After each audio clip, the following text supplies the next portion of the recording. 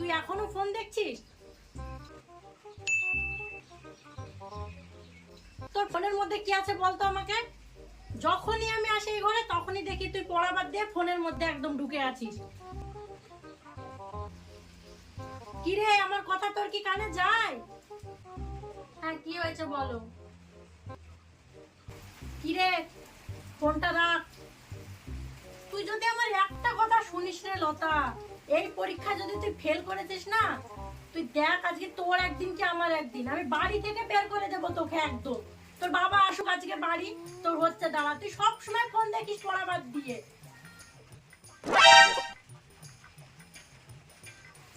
একেই তো তুই বাড়ির একটা কাজও করিস না, তারপরে আবার ফোন দেখিস। উফ, তুমি একটু বকবকটা বন্ধ করো। সব সময় খালি আমার পেছনে বকবক, ভালো লাগে না আমার। ও, এখন আমি বকবক করি না? আমি তোমার পড়াশোনা নিয়ে কোনো কথা বললেই আমি বকবক করি। মা, তুমি জানোই যখন আমি বাড়ির একটা কাজও করি না, তাহলে সেই কাজগুলো তুমি গিয়ে করে নাও না, আমায় কেন বলছো? আমরা যতটুকু পড়াশোনা করেছি তোরা ততটুকু কোনোদিনও করতে পারবি না। এত ফোন টিপলে কি পড়াশোনা হয়? যা গিয়ে পড়তে বস। কি রে লতা, ফোনটা তুই রাখলি না? মার খাবি কিন্তু এবার। দেখ কি জানোয়ার মেয়ে।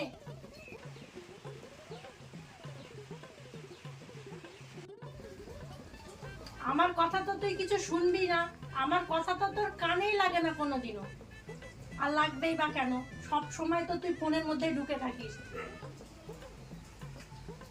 কি রে, ফোনটা সাইডে রাখ, রেখে বইটা একটু পড়। তুই বলতে পারবি তোর বইটার মধ্যে কি লেখা আছে? আমার ভাবতেই অবাক লাগে, তোর মতো মেয়েকে আমি আমার পেটে জন্ম দিয়েছি।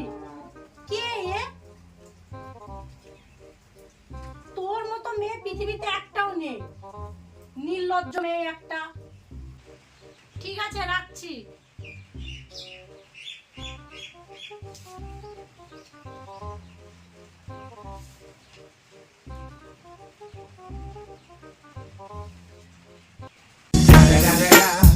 It's the motherfucking Eagle Double G. মা মনে হয় চলে গেছে। আর কটা বাজলো দেখি তো, 9টা বেজে গেছে। না, আমার আর পড়তে ভালো লাগছে না, আর ঘুম ঘুমও পাচ্ছে। যাই একটু ঘুম। No, no, no, no.